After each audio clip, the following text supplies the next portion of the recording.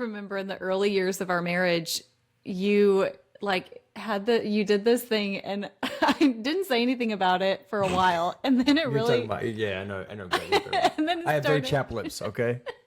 It started to get on my nerves really bad. And so I brought it up. He just, in the winter, when his lips are really chapped, instead of, applying chapstick like a normal person would do, he would stretch out your lips. I don't know. I didn't know I was doing it. So I can't tell you what it was or what it meant. So he would just kind of open his mouth a little bit. Just gonna open my mouth in an annoying way. You see what I live with, you guys? You see what I'm dealing with right now? I can't open my mouth.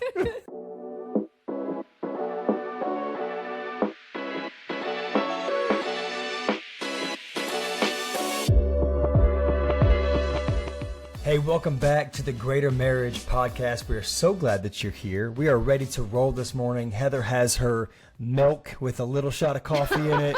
Where she is buzzing this morning. Decaf. Heather is a no caffeine human being, unless it's maybe a little Diet Coke every once in a while. Yeah. Typically go caffeine-free Diet Coke, though. Mm-hmm. I am the opposite. I love my caffeine. Man, I don't know how people just do straight espresso shots. Oh, I'm here for it. I mean, I'm 75% cream or milk and 25% watered down espresso. I'll go a little cortado every once in a while. Oh. But typically, I love my espresso. Well, coffee connoisseur, if I could, Oh, man. Yeah. Oh, okay. Well, now that you've started cracking on me, today I am super pumped about this episode because we are talking about just annoying the fire out of each other. I mean, whether you've been married for 10 months, 10 years, 50 years, you know that your spouse gets on your dang nerves sometimes. Here's the deal. How many of y'all married someone the exact opposite of you? Here, present. I don't know. We've taken every personality test, love language, and it's a mirror image every time. Mm-hmm. Your 1 is my 5 and vice versa, every single time. And that's so kind of the Lord. Opposite. Yeah, y'all are straight iron sharpening iron right now. You're going to spend years figuring this out, and it's going to be a blast. A blast. Oh, man. On a scale of 1 to 10, how much do you like being married to me? Oh, for sure 10. Sometimes. And for sure 1 sometimes. Did you know that one of my pet peeves is sarcasm? One of my pet peeves is having my wallet in my pocket. How about that? I'm going to take that out. One of my pet peeves is sarcasm. And Dustyn man. Loves sarcasm. Master of the art. You've already put that on display this morning. Yes. Okay, so why the heck do we bug each other so bad sometimes? How the heck do we get past it and not let it become just a source of pain and frustration day and day again in our marriage? I think it's funny because I think that when you're dating, the little things you find cute, and it's oh, it's so funny how you chew your food like that. And then you get married and you're like, I swear to God, if I hear you chew your food like that one more time, I'm going to freak out. It's the little things that it's oh, they got this little thing. It's just so cute and funny. And then 5 years, 10 years down the road, you're like, that's the thing. That's the thing. And then you have kids and your kids have some of the same habits. Oh, man. Or temperaments or mannerisms that your spouse does. Oh, yeah. Or that you do. I feel the things that bug me about myself, I will also, things that I try to critique and work on, I will also see exaggerate in our kids. And it's nope, I'm going to nip that right now. You are not going to carry this the way I carried this. You see little things and it's oh man, that's me. My bad. You got that from me and we're going to fix this right now. Yeah. For sure. Well, I think we can all relate to that. And we all need help in that area, us included. Yes. So I came across this word that I hadn't really looked into before that I thought was really interesting. It's called habituation. And if you look up the definition, habituation is becoming desensitized or less responsive to certain aspects of a relationship, including your partner's actions, behaviors, even the overall relationship dynamic due to familiarity or repetition. So it's like, okay, maybe that's a good thing. You know, you kind of get used to some of their annoyances, but actually it says that it can lead in a decline in appreciation for the positive aspects and an increase in taking things for granted. Let's talk about that. Yeah. Well, I think it's easy to harp on the things that bug you, right? And it's like that's all you focus on. It's like if everything's, you know, if everything in the house, that the house is cool and our room is dark and the noise machine's on, but something's dripping, it's like I can't not focus on the drip. That's a good analogy. Yeah. I can't not focus on the smoke alarm. You know, and it's like you're laying in the there, middle of the night? like anxiously waiting for the next one, and it's like, oh, maybe we're good. It's like, oh, I'm gonna freak out. You know, it's like you can't not focus on that thing. And I think it's the same way in our marriage, where it's like, oh man, there's so many good things, but you just begin to focus on the one thing that bugs you, and you allow that to be the biggest deal. You allow that to be the thing that comes up over and over and over again, instead of focusing on what you appreciate about one another. Actually, we went to y'all and asked, what are some of the things that bug you guys about one another? So, shameless plug, if you don't already follow us on social media, Instagram, TikTok, Facebook, you can get on our website. This is one of the ways that we interact with you guys. So we asked a question, took a little survey on Instagram about what bugs you about each other. And I think Heather's going to be some of the answers here. Yeah, I'm going to read a few of these. Okay. Let's see. First one, starting the day. He hits the snooze button. She prefers to get up right away. I can see how that could be super annoying. If, you know, you're one who just wants to like get going with the day and you just constantly hear this over and over alarm going off instead of just turning it off. A snooze, like it's either on or off, right? Just turn it on, turn it off. I am definitely one or the other. I am either get up, get rolling, or turn it off and try again tomorrow. Like, not today, Satan. I am definitely not a snoozer. I don't know that you are either, but No. but that is for sure. I mean, I've had roommates, all right? And so, shout out to my college dudes. Like, I for sure had some snoozers in the apartment that would just hit it, and then 5 minutes later hit it. And it's like, dude, either turn it off or get your butt out of bed. Okay, here's one. And this one I think could be in your partner or in your kids.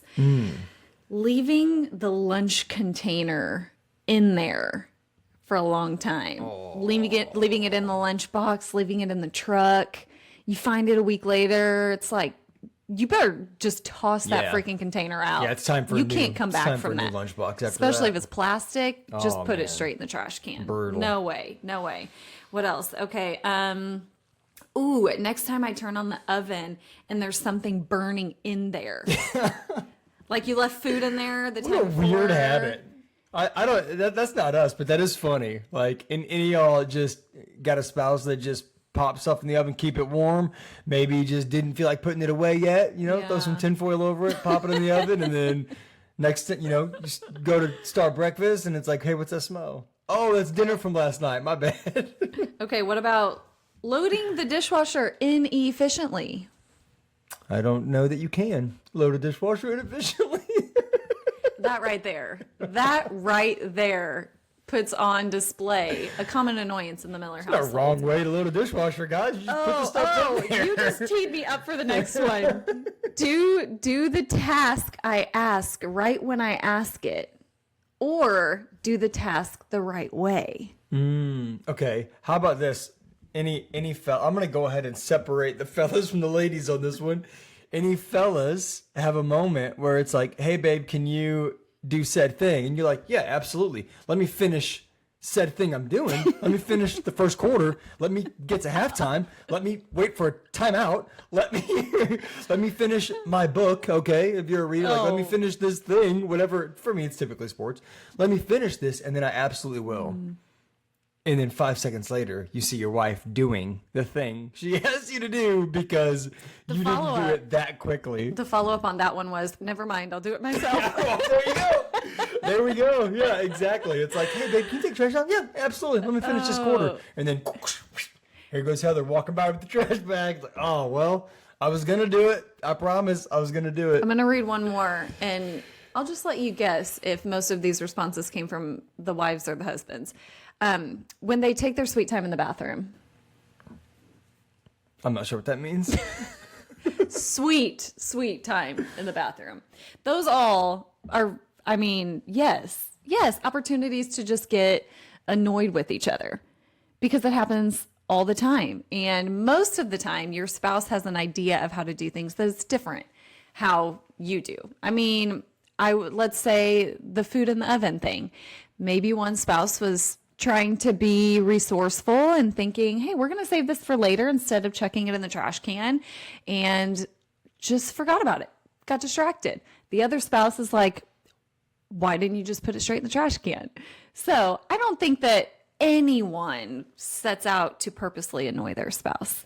I mean, okay. I wouldn't say that. Okay. I would say not everyone sets out to purposely annoy their spouse with all of their little ticks and habits. We all, of course, like, I mean, we love to crack on each other, but I don't purposely do things thinking, oh, this is really going to annoy her. I'm going to let her handle this. That's what I meant. I do think everyone we all have different upbringings. We all have different backgrounds. We're all raised differently, right? And so I think that when you get married, we always talk about how marriage is a mirror, right? And when you get married, you don't even realize that what you do is weird.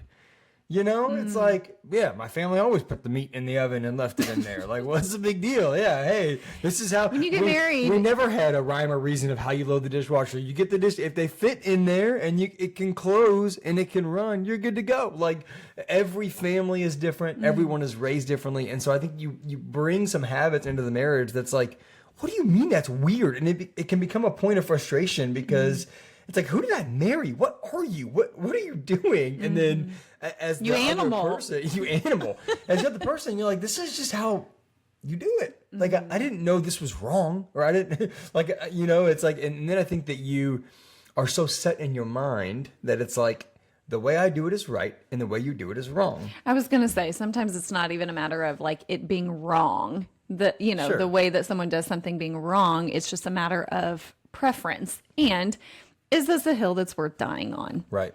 Most of the time it's not. Most of the time, the things that annoy us the most about each other are little things that don't really matter. So when do we speak up? When do we keep our mouth shut? How do we get past those things and not let them eat us up? How do we focus on the good and calling out the good in our spouse and not capitalizing on the one negative thing that happens that day? Let's kind of dive into that a little bit. So I'll say this. We have a few verses that we want to reference. One that isn't in our notes that I love is, if it's possible, as much as it depends on you, live at peace with all men. And I think that when you think about your marriage, it's like, hey, is it possible to live at peace even though this thing bugs me? Yes, it is. Okay, so let's move on. As much as it depends on me, I'm going to live at peace even though this thing annoys me or whatever. And so it's like, if it's possible, of course it's possible. As much as it depends on me, or maybe you say, hey, it's not possible. This is my thing. This is my hill that I'm going to die on. So I need to make sure I communicate this thing because I can't get over this. Like, we're not going to do it this way. So how do we find some middle ground here and say, hey, like, I'm going to need you to come my way on this, and I'll come your way where you want me to come your way, but this is a hill I'm willing to die on. Yeah. So if it's possible, as much as it depends on you, live at peace in your marriage. All we want is a peaceful home. That is one of the number one things on our list, is that our home is a place of peace. And when our kids walk in, they feel at peace. When people walk in, they feel at peace. You want your home and your marriage to be a place of peace. Yeah. And so I think that's what we want to talk about today, is how do we create peace even in some chaos, even in some annoyances, even in having different habits and doing things different ways, and maybe having our own opinions of what is right and what is wrong, right? Yeah. So you jumped into the first one a little bit. Communicate. Yeah. But don't overdo it. It's easy to make a list in your head of all the annoyances, all the points of frustration. But I think it's equally important to step back, look at those, and really prioritize in your mind what is worth speaking up about and what's not. Because sometimes, the Bible talks about that a ton about, not wanting to live with a quarreling wife. Read it this morning. Yeah, Proverbs. Yeah, in Proverbs. Well, it was the daily Proverb today. I was going to say, were you like seeking that No, out? I wrote it down. I just read it every morning. It's how I start my day. Just Proverbs 20:21 every day. It's like, yeah, I'm going to start with this. It's better. The Word of God says that it's better to live in a home. What is it? It's better to live in the corner of a shack by yourself than in a lovely home with a quarrelsome wife. And it's like, oh man. And I think that it doesn't just go for wife. Obviously, like, men are writing this, and so they're thinking from their perspective. But I think a quarrelsome spouse, like, if your home is lovely but your marriage is terrible, like, it's better to, obviously we are not pro divorce. We want people to work it out and to figure out how to stay together. But he's saying, like, man, it's better to be single than to be in a marriage that you hate. And so how do we create a marriage that we love? How do we create a peaceful marriage? Well, you've got to communicate. You have to communicate expectations. You have to be able to communicate what it is that, like, what things you need to be changed in order to live in peace, and what things is like, hey, this is your thing and I'm here for it. Like, I'll accept it. I'll accept the quirks, and we're going to roll with it. Yeah. So how do you figure out what's worth speaking up about and what's not worth speaking up about? Man, I think that when you're talking about these things, you've got to, our next point is find humor in it. You've got to be lighthearted. You've got to be able to say, like, hey, I get it. We're different. And you got to be able to see it from that perspective. It's like, man, we were raised different. You're not doing it wrong. You're just doing it your way, and your way is not my way. So how do we figure out what our way is? Right? Like, maybe there's some things that you can do your way and I can do my way, and we don't have to bug each other about it. It doesn't matter, Our closets look very different. And when you get your hands on my closet, it typically looks a lot better than when my hands have been on it. But we do things differently, and that's okay. Like, you allow me to do my thing and you do your thing. And it's like, there's some areas where it's like, yeah, you do it your way, I'll do it my way. We're great. But I think that when you communicate it, be lighthearted and Ephesians 4:2 says, always be humble and gentle, be patient with each other, making allowance for each other's faults because of your love. Right? So I'm going to be humble in it. I'm going to be gentle. I'm not going to think my way is the right way. I'm going to be humble in the fact that you were raised differently, and I'm going to be okay with that. I'm going to be gentle in the way that I communicate it. I'm not just going to come down on you and make you feel like you're the idiot in the room because you do it differently than I do. It's like, I want to be gentle in the way that I communicate it. And I want to make sure that I am being patient and making allowance for you because of my love for you. And I say that, I'm for sure the more annoying one in our relationship. Oh, for sure. No, we're just annoying in different ways. Okay. I'm here for that. Okay. But I think finding humor in it just kind of diffuses the situation and automatically makes the environment more peaceful. I mean, like, you were explaining that, and I was just thinking about, I remember in the early years of our marriage, you you did this thing, and I didn't say anything about it for a while, and then You're talking about, I know. And then I have very chapped lips, okay? And it started to get on my nerves really bad. And so I brought it up. He just, in the winter, when his lips are really chapped, instead of, applying chapstick like a normal person would do, he would stretch out your lips. I don't know. I didn't know I was doing it. So I can't tell you what it was or what it meant. So he would just kind of open his mouth a little bit.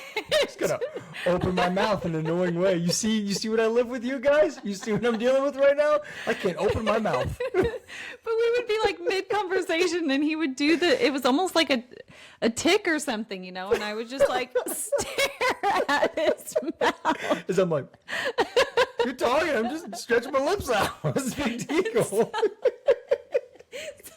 I'm sorry. I finally said something about it, and I was like, why do you always do that thing with your mouth? And he's I'm like, what thing? She goes, what is that? Why do you do that thing? I'm like, well, I don't know what you're talking about. What is that? Then you started realizing you were doing it, and it kind of became a joke, where you would do it and I would kind of mock you back doing it, or you would start laughing at yourself. You would do it and you're like, the mouthing. Where's the chapstick? I need some Carmex right now. And now, a dozen years later, look at us. Look at us. You hardly ever do the mouth thing. Got Carmex in my pocket right now. Just killing the game. But all that to say, that is one of those things that did just like irk me and bug me. And then it kind of became a running joke, and now we can laugh about it. And when it does happen on rare occasion, it doesn't bug me as bad anymore because we've conquered it, you know? Oh, man. Next point, focus on the big picture. Think about the reasons that you fell in love with your spouse. Think about all the positive.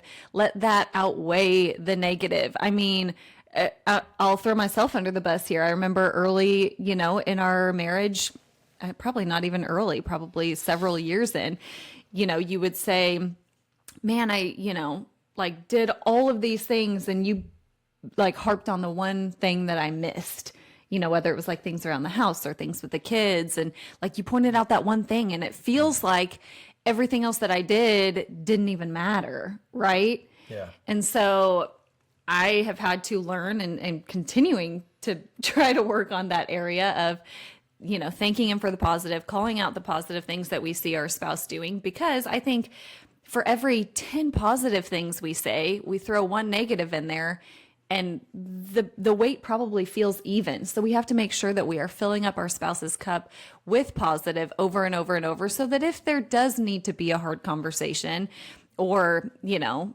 something brought to the table, it doesn't feel as heavy because we've already filled up that emotional tank for them. Yeah. And one of the things we talk about a lot is having long-term vision, right? When you focus on the big picture, have long-term vision with one another. I think that we have both, of course, we've been horrible at this at times, but over time, we've come each other's way.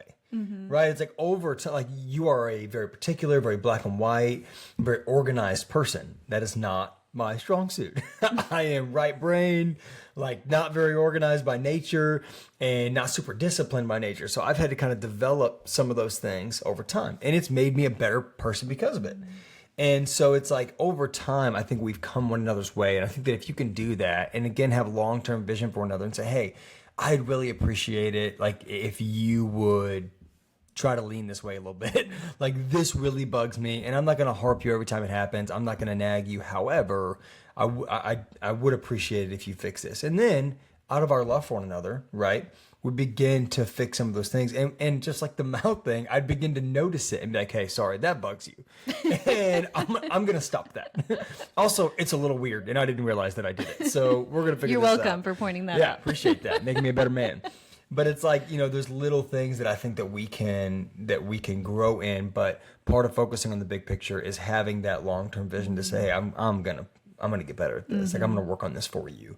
And because it's like, what is it to me to change the way I load the dishwasher or to change the way I do said thing? You know, it's like fix my chapped lips. It's like, what, like, it's really not that big of a deal. If we can just get over ourselves and say, yeah, I can change that. You know, mm-hmm. I can fix that, instead of allowing it to be like this root identity of who we are. Mm-hmm. Like, that's just the way I am. That's just the way I do things. Just the way I was raised. Oh man, it's like, man, how don't make that an often do excuse. people use that excuse? Yeah, in marriage brutal. Of that's just who I am. You just have to love me for who I am. Mm-hmm. And it feels like you don't love me if you point anything out. And if we do it in the right way, if we do it with a humble spirit and a gracious attitude, I think that, you know, we're able to see that actually this is part of that iron sharpening iron. This isn't us coming for each other's throat.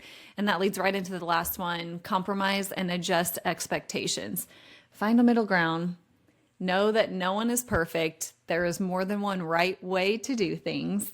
And just give each other grace in the process. Yeah. 2 verses. 1 Peter 4:8 says, most important of all, continue to show deep love for each other, for love covers a multitude of sins. Love covers a multitude of annoyances.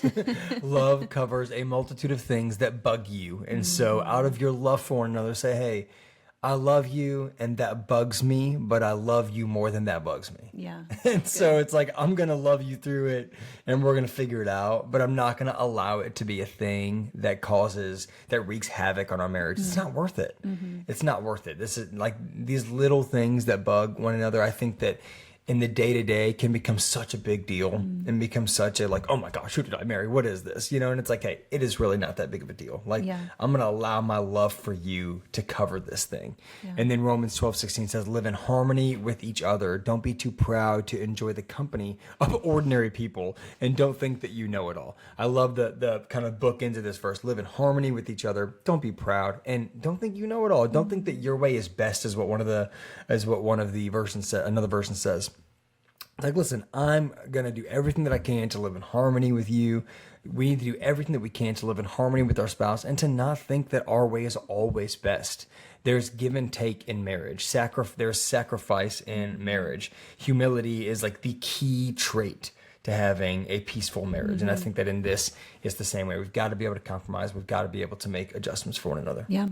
Okay. So how do we make our marriage greater today? I would challenge you today to, in a moment of annoyance, choose to let it go. Choose to think about something that you love about your spouse and call that out. Compliment them for something that they did around the house. Shoot them a message, telling them that you appreciate it, whatever that looks like. That's part of dying to yourself, sacrificing your flesh, choosing to just keep your mouth shut. If you're a wife, don't be that quarrelsome wife. Don't push your husband to wishing that he would rather live in the corner of a shack alone than with you, because life is just too short. We are designed to live in harmony with each other, in peace with each other as much as we can. And that takes a lot of intentionality and a lot of work, but it's so, so incredibly worth it. Yeah. It is. Man, thank you so much for spending some time with us today. We love you guys. We love our greater family. And so if you want to interact with us, if you want to connect with us, we have a free resource for you on our website. If you go to greatermarriage.com, you will see information about us. You can kind of learn who we are, but we would love to know who you are. And so you can interact with us there. Follow us on social media, like and subscribe. Subscribe to this video, man. Hit that little bell so you can get notifications every time that we post something. And share this with a friend. We would love for you guys to be able to share this with somebody who you think needs it. Man, thank you so much for joining us today. We love y'all. Go be great.